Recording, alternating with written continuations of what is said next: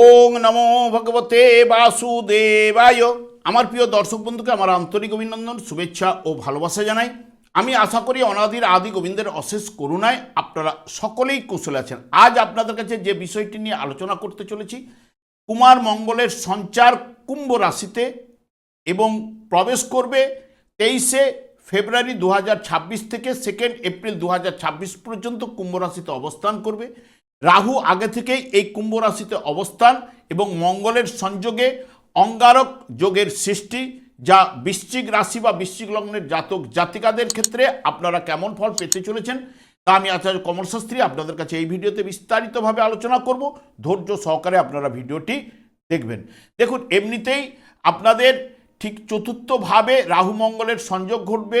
তার এই কুম্ভ রাশিটি এমনিতেই রাশি চক্রের একাদশতম রাশি, যেটি সাধারণত আমরা লাভ ভাব বলে থাকি, কৃত কার্যতার ভাব বলে থাকি এবং অভীষ্ট পূরণের ভাব বলে থাকি। এবং এই জায়গায় রাহু যেহেতু বায়ুকারক গ্রহ, বায়ু রাশিতে এটি শনিদেবকে রিপ্রেজেন্ট করায়, শনিদেবের হয়ে রাহু কিন্তু ফল প্রদান করবে এবং তার আগে রাহু যে সকল গ্রহের সঙ্গে যুক্ত হবে যুক্ত ফলটা আগে কিন্তু প্রদান করে থাকে। এবং মঙ্গলও 23শে ফেব্রুয়ারি প্রবেশ করবে। 3টি নক্ষত্রের মাধ্যমে এই কুম্ভ রাশিটি অতিক্রান্ত করবে। প্রথমেই কিন্তু নিজের নক্ষত্রে ধনিষ্ঠা নক্ষত্রে যখন প্রবেশ করবে, খুব পরিশ্রম আপনাকে করতেই হবে। আপনি তেজি প্রকৃতির হবেন এবং বিষয় সম্পত্তি লাভের জায়গাটা নিয়ে আসতে পারে। হাতের কাজের উপর দক্ষতা আপনাকে বাড়িয়ে তুলতে পারে, কিছু না কিছু সঞ্চয় আপনার করাবে এই মঙ্গল এবং কর্মী হিসাবে আপনি সুনাম অর্জন করতে পারেন। ঠিক মঙ্গল যখন শতবিশা নক্ষত্রে প্রবেশ করবে, মঙ্গলের মধ্যে কর্মদক্ষতা এবং গতিময়তা থাকায় উচ্চ মার্গের রাজনৈতিক দিকে আপনাকে সফলতা কিন্তু নিয়ে আসতে পারে।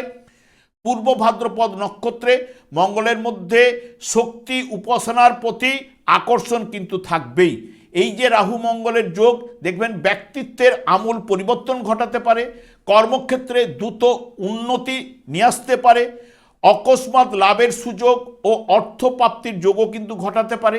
বেকারদের চাকুরির সুযোগ, পদোন্নতি এবং প্রেম ও বিবাহিত জীবনে রোমান্টিকতার নির্দেশক।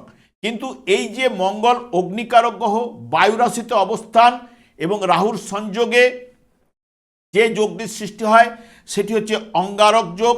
এটি অত্যন্ত অশুভ এবং ক্ষতিকারক, যেটি রাহু মঙ্গলের যোগে আবেগ ও রাগের উপর আপনাকে নিয়ন্ত্রণ কিন্তু রাখতে হবে এবং বিশেষ করে ক্রোধ বা রেগে যাবার প্রবণতা, দুর্ঘটনা, অপারেশন, মানসিক অস্থিরতা, স্বাস্থ্য ও আর্থিক ক্ষতিও আপনাকে এই জায়গায় ঘটাতে পারে।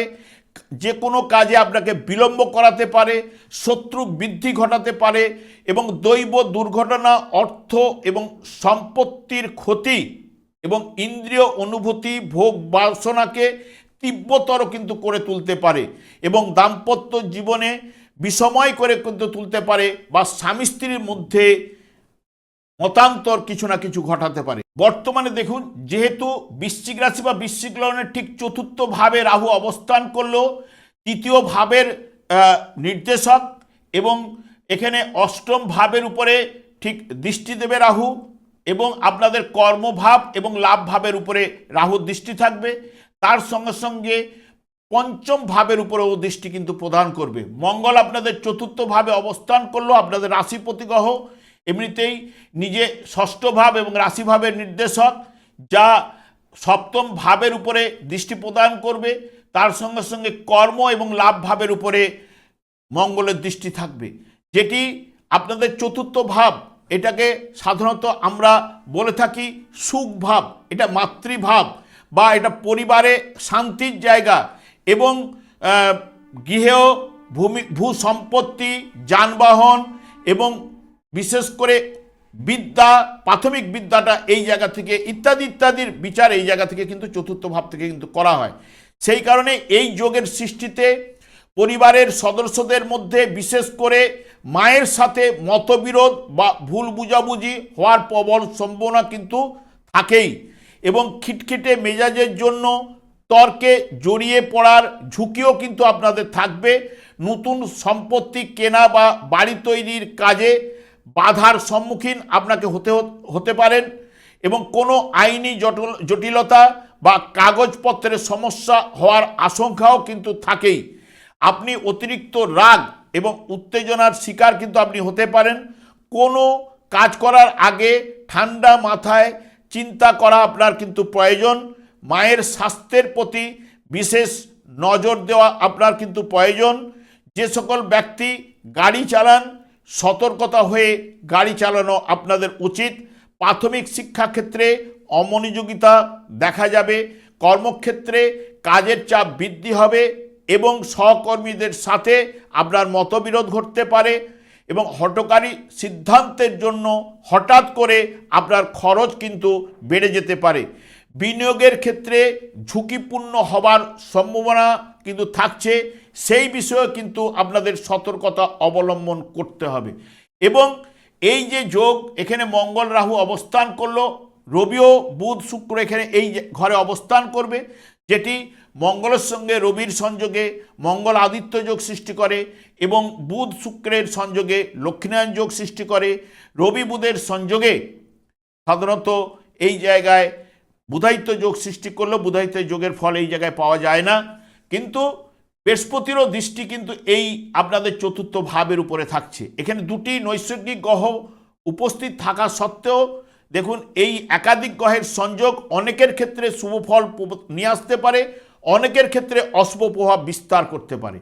কারণ যার জন্মকালীন যদি একই রাশিতে রাহু মঙ্গল সংযোগ করে অবস্থান করে থাকে বা রাহুর সপ্তমে মঙ্গল বা মঙ্গলের সপ্তমে যদি রাহু অবস্থান করে থাকে, জন্মকালীন গ্রহগুলি যদি পীড়িত দুর্বল থাকলে এই সময় তার ক্ষেত্রে অশুভ প্রভাব বিস্তার লাভ ঘটবে এবং এই যোগটি সাধারণত শুভ ফল সেরকম নিয়ে আসতে পারে না, মিশ্র ফল পাওয়ার সম্ভাবনা দিতে পারে। যেহেতু এই জায়গায় বৃহস্পতি এবং শুক্রের সংযোগও থাকছে, যেগুলি নৈসর্গিক শুভকারক গ্রহ, সেই কারণে কিছুটা হলেও শুভ প্রভাব পেলেও পুরো মাত্রায় কিন্তু অশুভ প্রভাবের জায়গা কিন্তু থাকছেই।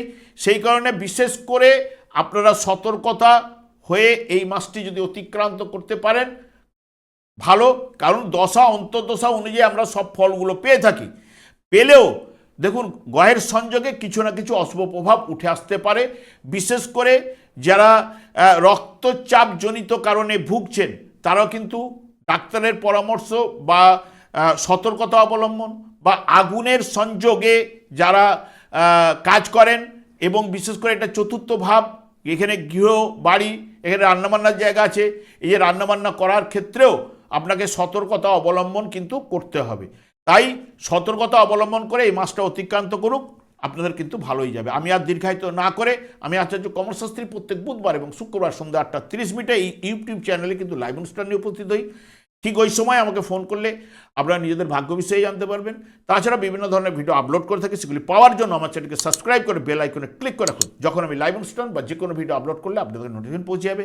আমি অনাদির আদি গোবিন্দের কাছে প্রার্থনা করি আপনারা ভালো থাকুন, সুস্থ থাকুন, আনন্দ থাকুন। আজ এই পর্যন্ত, পরে ভিডিও দেখা হচ্ছে। নমস্কার।